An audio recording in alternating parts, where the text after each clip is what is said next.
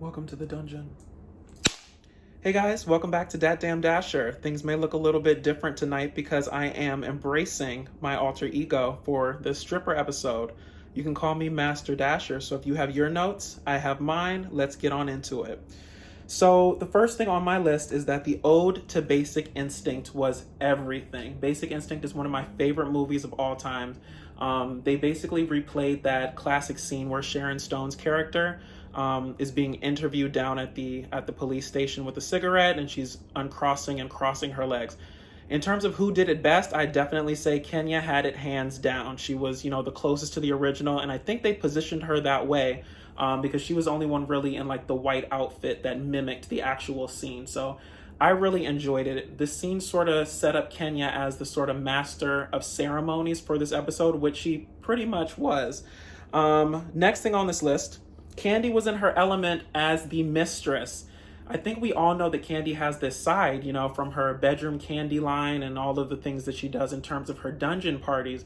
But to actually see it on TV was amazing. She was definitely in her element. I made notes of the outfits, the whips, the swings, and the vibrating panties were my favorite part of it. I just thought it was just so, such an interesting thing to do, and I wouldn't even have thought to do something like that. I mean, I'm not a woman, I don't go to bachelorette parties, but I don't think I'm that inventive. So I thought that was really great where, it was hedonistic in a sense, it was all about pleasure and having a great time.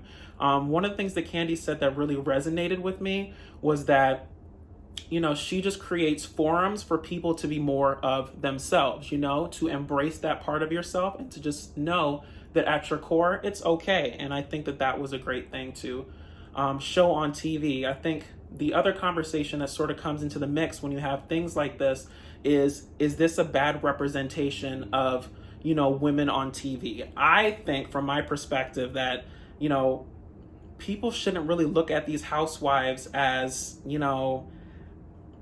role models in the sense of society, if that makes sense.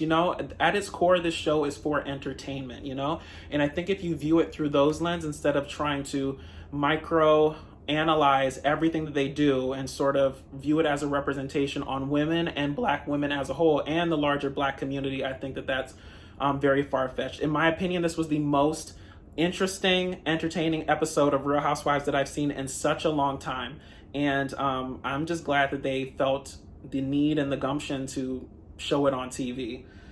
Continuing on to Bolo the stripper. Bolo the stripper was very talented. Yes, he was. I enjoyed the whole concept from the fake Chanel that Marlo pointed out because she knows all things fashion. From, the fake Chanel to the outfit to the blur that was there and that wasn't there. I think this is the first episode of Housewives where I literally have pulled my chair up to the TV and I stayed there the entire time. I rewound parts. I, fast forwarded it a little bit, looked back. I analyzed really close. I was like, is that what I think it is? And it indeed was. Strippers sort of get a bad rap sometimes because, they're viewed as extra sexual beings, and in a sense they are, but it's really a form of entertainment. A stripper is no less an entertainer than a singer, any sort of actor. You're playing a role, you're selling a fantasy, and that's what he sold during that time as the stripper that was hired for this bachelorette party event. So I think he did an amazing job. I was very entertained, thoroughly so. And if you want a blessing in your life, please search for Bolo the stripper on on Google, and just go to images. But I'm not going to tell too much. Y'all can find it out on your own. Praise Jesus. Portia asks Bolo to party, which we later find out was actually Kenya who asked her to do that. This is sort of where the night turned for the worst, or for the best, depending on how you view it. As I sort of said before, the strippers sell the fantasies. It was a very fun time. The stripper show was meant to be a bachelorette party for Cynthia. And in that respect, Bolo did his job and it was done. The problem is that it went on to something else. And when you have adults, liquor, skimpy clothing, and some very well-endowed activity going on, things are likely to go down very quickly, which is why we're here and why we're talking about it and why this is probably going to go down as one of the highest rated Real Housewives episodes ever. Candy then asks the cameras to be turned off, but as we know, for reality TV, the cameras are never really all the way off. It's sort of turned into sort of like a nasty, sexy, paranormal activity thing with like the night vision masks and people turning cameras and stuff. It just started to look very shady. We could only really tell what was going on from like all of the, I guess, the surrounding auxiliary cameras that were sort of positioned away. But, you know, you saw a shadow here or you saw something through the window there. And, you know, the mics never stopped rolling, which was good because we were actually able to piece some things together. I would honestly say throughout this whole thing, you know, Kenya girl, you might not be able to be a hostess with the mostest, but most improved award goes to you, because when I tell you your skill in life is to kick up mess and perpetuate it through the group. And at that, you are, you know, you're the queen. You're the queen of it. I take my hat off to you. Or this, you know, hot ass mess. I don't know how people keep these things on, but, you know, we are going with this theme. And so we are going to continue. Okay. I suffer from my craft. Never say I didn't give y'all anything. So Kenya is stirring up the pot, basically playing the detective. We come to find out there are only really 3 real culprits for, you know, the stripper sexation of the situation. It's Latoya, Portia, or Tanya. After Kenya starts playing detective, we soon come to find out that Latoya says that it's not her. Since Kenya and Latoya are friends, she seemed to just take that at face value very quickly. I don't know if we'll find out later that Latoya played a bigger role than she did. It seemed to me that with all of the drinking, and Latoya and Portia making out in the very, you know, super sexual environment that they were in, everyone seemed to just be having their own personal simulated sex grinding activities with Bolo, right? So to play devil's advocate, they did show the scene where Bolo was leaving and it was 7 a.m., right? So we know when the cameras were turned off, we know all of the activities, or, you know, sort of all the activities in terms of what we heard and what, you know, they inferenced by the cameras. And you're sort of led to a narrative that sex might have occurred, okay? And yes, this is possible, but let's just play devil's advocate for a second, right? Let's say that they just had a very nice night of grinding and adult activities, because at the core, what you have to realize is there is a lot of adult activities that can occur between grinding and full-on sex. And I think that if we take it from that basis, you'll be able to see a clearer picture of what may or may not have happened, right? You can shoot things in a way that it seems like sex was the, you know, the intended action, but in reality, it could have been an oral transaction. You know, as one of the ladies mentioned, there could have been porn going on in the background, and they could have been watching it together. Listen, when adults get together and the liquor gets to flowing and people are scantily clad, a lot of things can happen. So that's sort of my devil's advocate take on it, you know? Maybe they just had a nice night of, you know, grinding and stuff, and it got late. Bolo is drunk. He can't call an Uber immediately. There's an extra bedroom, and he decides to sleep in it, okay? So playing devil's advocate, it doesn't necessarily mean that they had sex.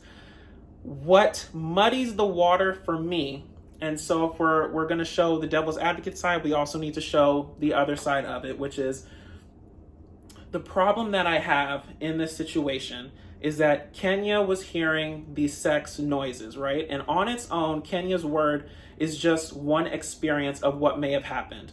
We come to find out later in the episode that Kenya and Marlo make up, right? And they make up irrespective of what happened with the sex party stuff. But what they come to find out is that they both had similar stories of what happened, right?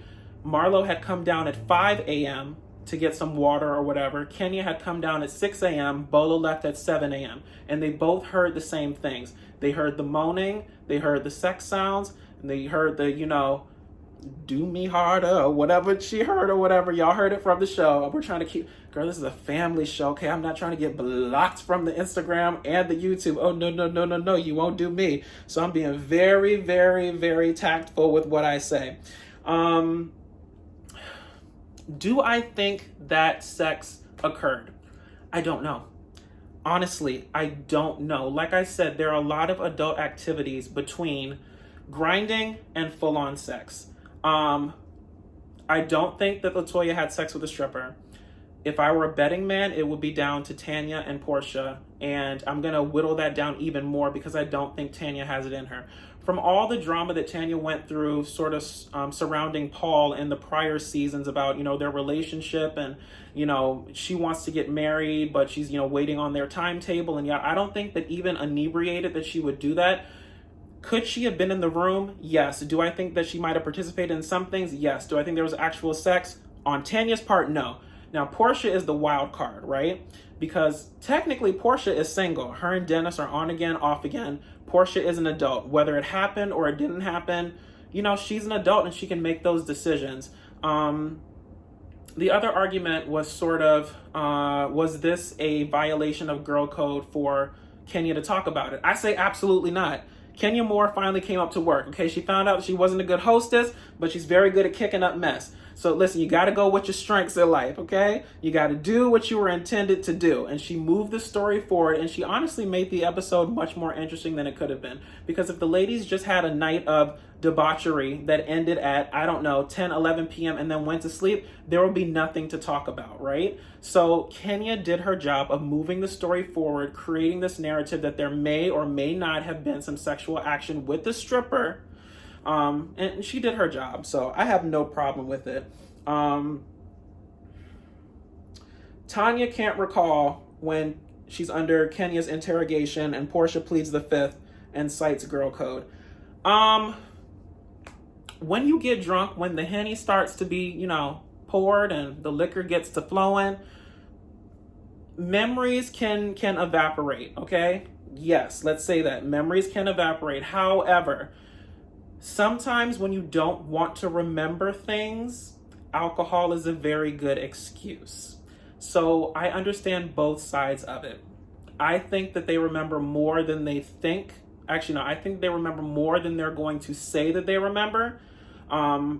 But I can see both sides of it, I can see the girl code side of it. This happened, we don't necessarily need to talk about it. I can see Kenya's side of it. It happened, it's drama, I'm going to perpetuate it forward. So I think what they've done is create just a very good, interesting activity that has pulled the viewers in and has us all really talking. Did Tanya and Portia sleep with the strippers or did they not? As I said, I don't know. I'm going to honestly play devil's advocate and say no sex occurred, but some adult activities did occur. And I think people get dicey on terms of what constitutes sex and what doesn't. Do I think some oral situations may have happened? Possibly, okay? Do I think there was penetration? I don't know, okay? And I'm going to err on the side of caution and not call anything over anybody. And we're left with the cliffhanger as the girls sit down to dinner for what will undoubtedly be a blow up. Portia seemed none too happy with the rumors circulating about her by Kenya and the stripper, so we'll see what happens. I don't know if you guys caught it, but someone had asked Portia to pray and she said she wasn't in a praying mood. So, whenever Portia's not in a praying mood, is about to go down.